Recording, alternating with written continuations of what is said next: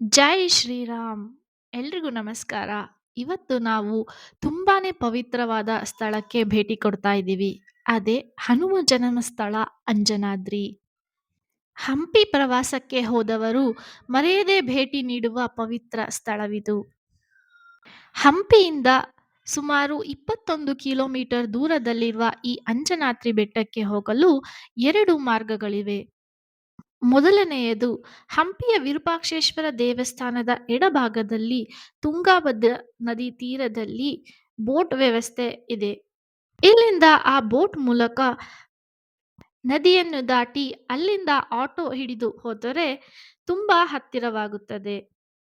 ಆದರೆ ಈ ಬೋಟ್ ತುಂಬಲು ತುಂಬಾ ಸಮಯ ಬೇಕಾಗಬಹುದು. ಇನ್ನೊಂದು ಮಾರ್ಗವೆಂದರೆ ರೋಡ್ ಮೂಲಕ 21 ಕಿಲೋಮೀಟರ್ ಆಗುತ್ತದೆ. ಕಮಲಾಪುರ ಮಾರ್ಗವಾಗಿ ಬುಕ್ಕಸಾಗರದಿಂದ ಎಡಕ್ಕೆ ತಿರುಗಿ ಅಲ್ಲಿಂದ ನೇರ ಹೋದರೆ ಅಂಜನಾದ್ರಿ ಬೆಟ್ಟಕ್ಕೆ ತಲುಪಬಹುದು. ಅಂಜನಾದ್ರಿ ಬೆಟ್ಟವು ಕರ್ನಾಟಕದ ಕೊಪ್ಪಳ ಜಿಲ್ಲೆಯ ಗಂಗಾವತಿ ತಾಲೂಕಿನಲ್ಲಿದೆ. ಇದು ಹನುಮಂತನ ಜನ್ಮಸ್ಥಳ ಎಂದು ಪ್ರಸಿದ್ಧಿಯಾಗಿದೆ.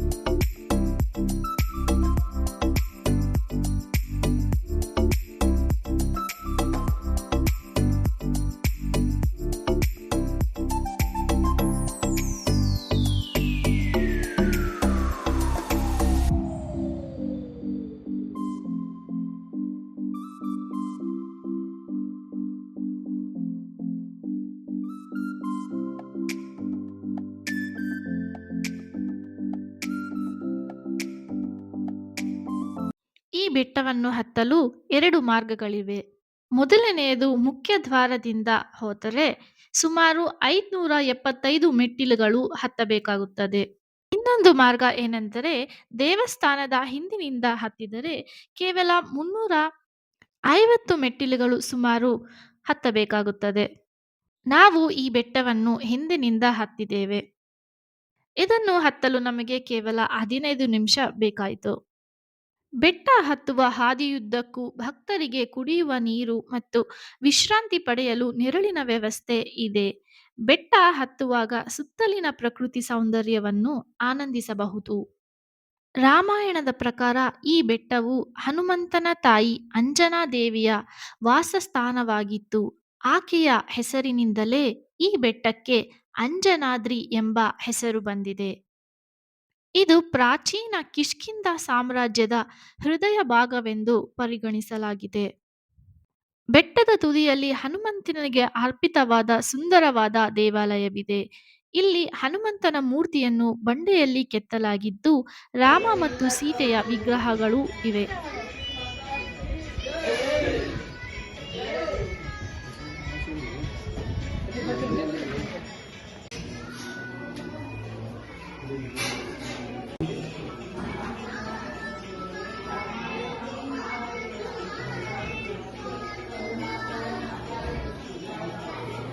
ಇನ್ನಷ್ಟು ಬೇಕೆನ್ನ ಹೃದಯಕ್ಕೆ ರಾಮ, ನಿನ್ನಷ್ಟು ನೆಮ್ಮದಿಯು ಎಲ್ಲಿಹುದು ರಾಮ.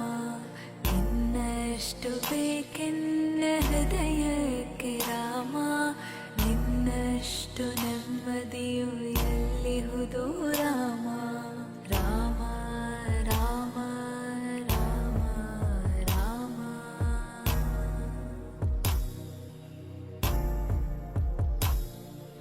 ನಿನ್ನಿಷ್ಟದಂತೆನ್ನ ಇಟ್ಟಿರುವೆ ರಾಮ, ನನ್ನಿಷ್ಟದಂತೆಲ್ಲ ಕೊಟ್ಟಿರುವೆ ರಾಮ. ಕಷ್ಟಗಳ ಕೊಡಬೇಡ ಎನ್ನಲಾರೆ ರಾಮ, ಕಷ್ಟ ಸಹಿ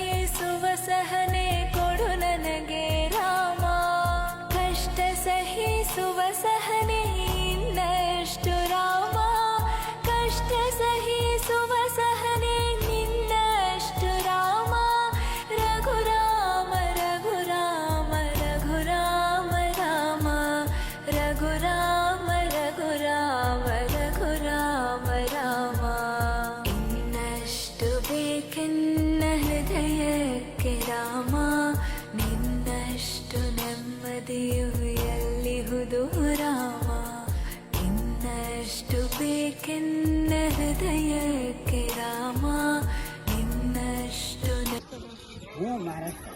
ಮಹಾರಾಷ್ಟ್ರದಿಂದ ಬಂದಿರಿ? ಹ್ಞೂ ಸೊಲ್ಲಾಪುರ ಜಿಲ್ಲಾ ಕೈ. ಹ್ಞೂ ನಾನು ಪುನಃ ಮುಂಬೈ ಅಂತ ಊರಿಗೆ ಬಂದಿರಿ? ಈಗ ಹಂಪಿಗೆ ಬರ್ತೇವೆ ನೋಡಕ್ಕೆ. ಹತ್ತಿದ್ರವ ನೀವು? ಹಾಂ ನೀವು ಹತ್ತಿದ್ರಾ? ಹ್ಞೂ ಎಷ್ಟು ಮಂದಿ ನೋಡಿ ಭಾಳ ಮಂದಿ ಇದ್ದೇವೆ ನಾವು. ಮೆಟ್ಲು ಹತ್ತಿದ್ರಾ? ಹ್ಞೂ ರಾಮಾಯಣದ ಕಿಷ್ಕಿಂಧಾಕಾಂಡದಲ್ಲಿ ಬರುವ ಘಟನೆಗಳು ಈ ಭಾಗದಲ್ಲೇ ನಡೆದಿವೆ ಎಂದು ನಂಬಲಾಗಿದೆ. ಹನುಮಂತನು ರಾಮನನ್ನು ಮೊದಲ ಬಾರಿಗೆ ಭೇಟಿಯಾದದ್ದು ಇದೇ ಪ್ರದೇಶದಲ್ಲಿ ಎನ್ನಲಾಗುತ್ತದೆ. ಹನುಮಂತನ ತಾಯಿ ಅಂಜನಾದೇವಿಯು ಪುತ್ರ ಸಂತಾನಕ್ಕಾಗಿ ಈ ಬೆಟ್ಟದ ಮೇಲೆ ಕುಳಿತು ಕಠಿಣ ತಪಸ್ಸು ಮಾಡಿದರು. ಅದರ ಫಲವಾಗಿ ವಾಯುದೇವನ ಆಶೀರ್ವಾದದಿಂದ ಹನುಮಂತನು ಜನಿಸಿದರು ಎಂಬ ಪುರಾಣ ಕಥೆಯಿದೆ.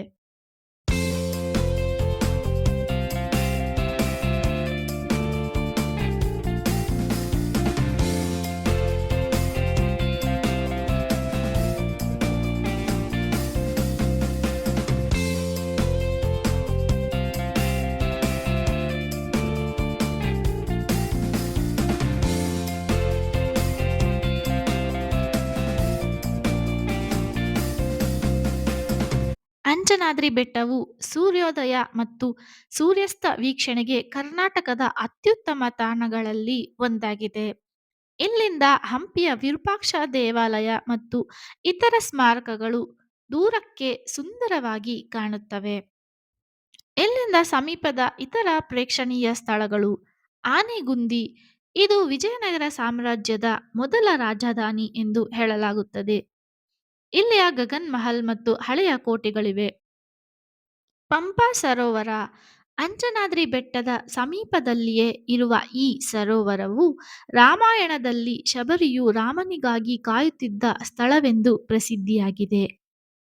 ಇತ್ತೀಚಿನ ಅಭಿವೃದ್ಧಿಗಳು ರೋಪ್ ವೇಗೆ ಯೋಜನೆ, ವಯಸ್ಸಾದವರು ಮತ್ತು ಅಂಗವಿಕಲರಿಗೆ ಬೆಟ್ಟ ಹತ್ತಲು ಸುಲಭವಾಗುವಂತೆ ಕರ್ನಾಟಕ ಸರ್ಕಾರವು ಸುಮಾರು 1 ಕಿಲೋಮೀಟರ್ ಉದ್ದದ ರೋಪ್ ವೇ ನಿರ್ಮಿಸಲು ಯೋಜನೆ ರೂಪಿಸಿದೆ.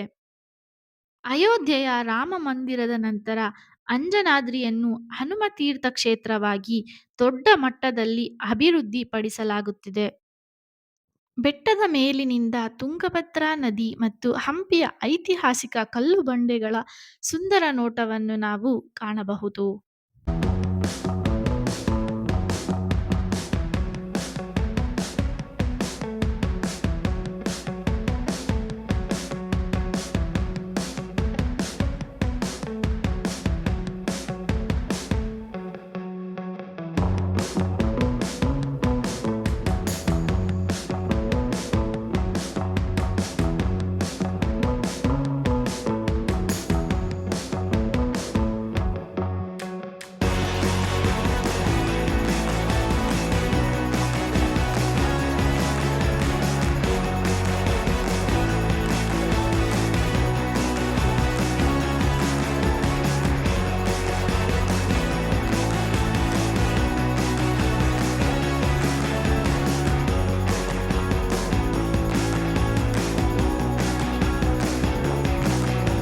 ನಿಮಗೆ ಈ ವಿಡಿಯೋ ಇಷ್ಟವಾಗಿದೆ ಎಂದು ಭಾವಿಸುತ್ತಾ ಮತ್ತೆ ಮುಂದಿನ ವಿಡಿಯೋದಲ್ಲಿ ಭೇಟಿಯಾಗೋಣ.